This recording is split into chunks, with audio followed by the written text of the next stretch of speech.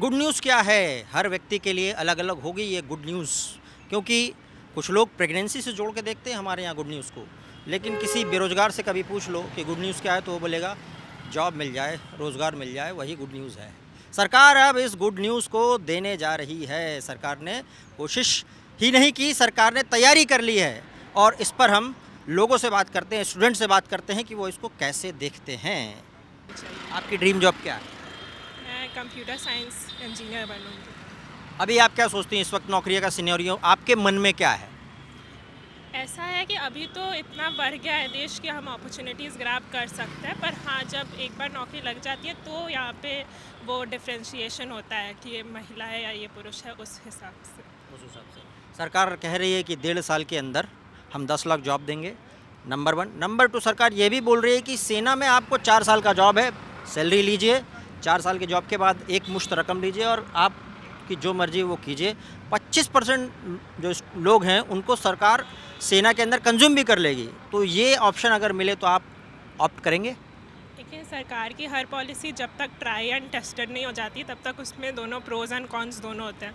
तो मैं तुरंत तो ग्रैब नहीं करूँगी, पर हाँ, अगर वो सही में लाभदायक होगा तो सभी लड़कियों के लिए, सभी महिलाओं के लिए बहुत ही अच्छी चीज़ है ये। तो फिर पर हम देख सकते हैं क्या। आपकी ड्रीम जॉब क्या है?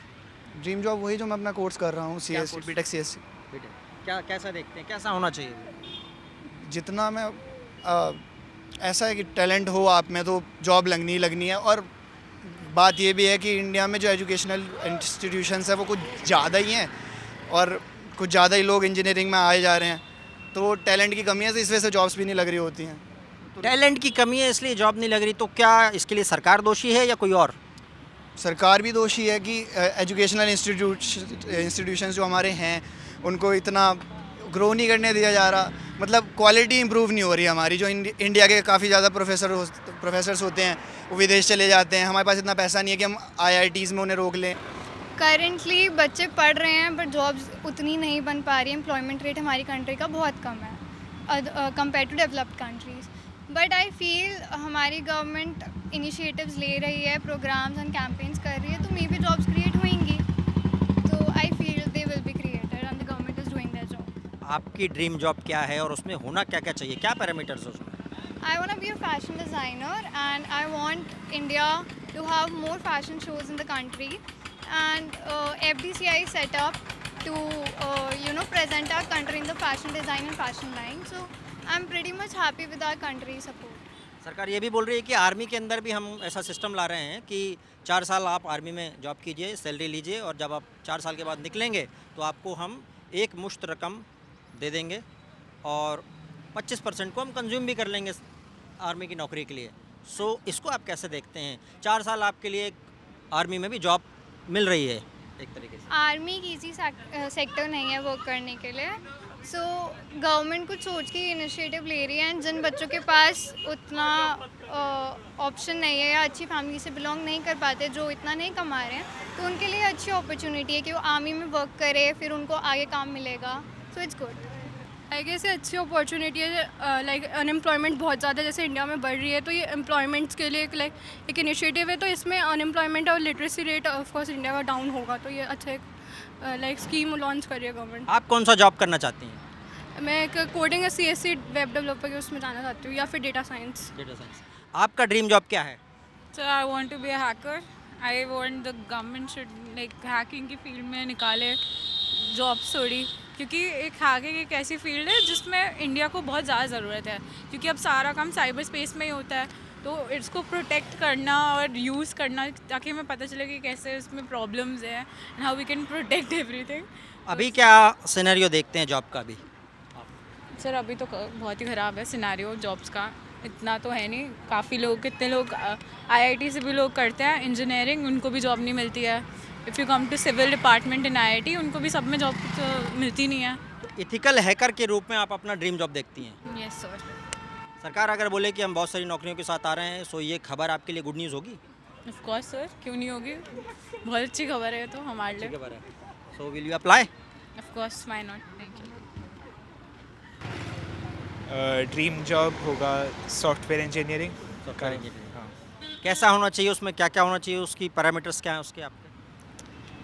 पैरामीटर्स में अच्छा वर्क एनवायरनमेंट होना चाहिए और हाँ वो तो होगी उसमें। अच्छा, अभी नौकरियां लोगों को इसलिए, कई बार कुछ लोग बोल रहे हैं कि इसलिए भी नहीं मिल रही कि टैलेंट कम है। डू यू थिंक कि टैलेंट कम होने की वजह से नौकरियां नहीं मिल रही हैं?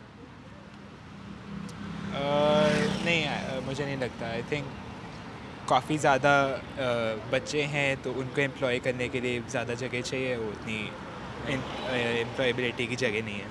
आप सोचती हैं कि टैलेंट की कमी की वजह से भी लोगों को नौकरियां नहीं मिल रही? नॉट रियली, इट्स बेसिकली जैसे इकॉनमी ग्रो हो रही है, हमारे पास जॉब अपॉर्चुनिटीज़ ख़त्म होती जा रही है। It's not because of talent and mainly अगर हाँ बंदा अगर बहुत ज़्यादा ही टैलेंटेड है तो डेफिनेटली उनको जॉब एक्वायर दी जाएगी according to corporate laws. But for example, if I go in a company and I have contacts in that company, so of course I'll definitely get in first.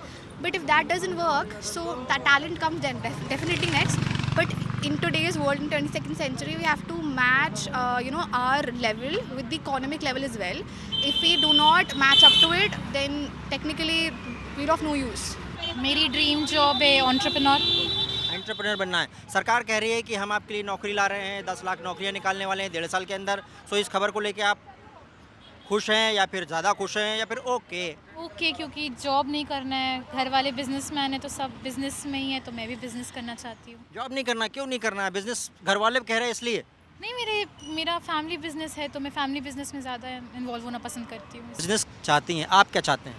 मैं भी अपना business में involve होऊंगा, लेकिन मैं main focus ये करूंगा कि बिज़नेस से पहले मैं अपना एक बार जॉब फील्ड में जाऊं, जिससे एक बार एक्सपीरियंस पता चलता है कि जॉब भी अगर करी जा रही है तो अपनी कंपनी को भी कैसे हैंडल करना है. अच्छा, ये नया विचार है आपका. पहले टेस्ट कर लेना, उसके बाद टेस्ट फिर नहीं करना. कुछ साल में जैसे स्टार्ट एक्सपीरियंस चाहिए मेरे को, जिससे मेरे को पता चल जाए कि अगर मैं अपनी कंपनी भी रन कर रहा हूँ तो एम्प्लॉयज़ पे कितना प्रेशर होता है. ये तो बहुत खुशी की बात है कि लोगों को देश का सेवा करने का मौका मिलेगा, और ये सभी की तमन्ना होती कि एक बार आर्मी में ज़रूर जाएं ताकि देश की सेवा करें, देश के लिए मर मिटे, देश के लिए जान. और ये बहुत अच्छा स्कीम लाई है सरकार ने. अलावा भी, आर्मी के अलावा भी सारे सेक्टर्स में आ रही है.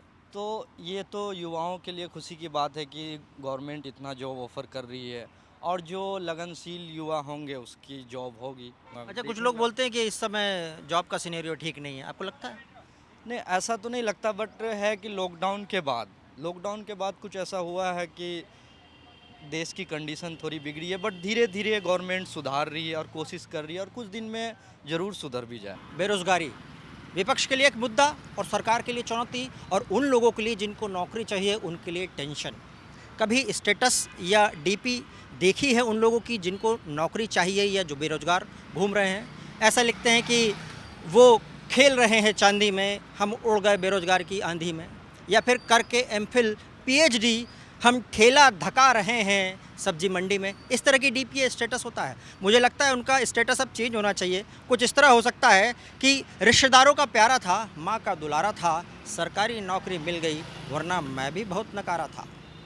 भूपेंद्र सोनी, TV9.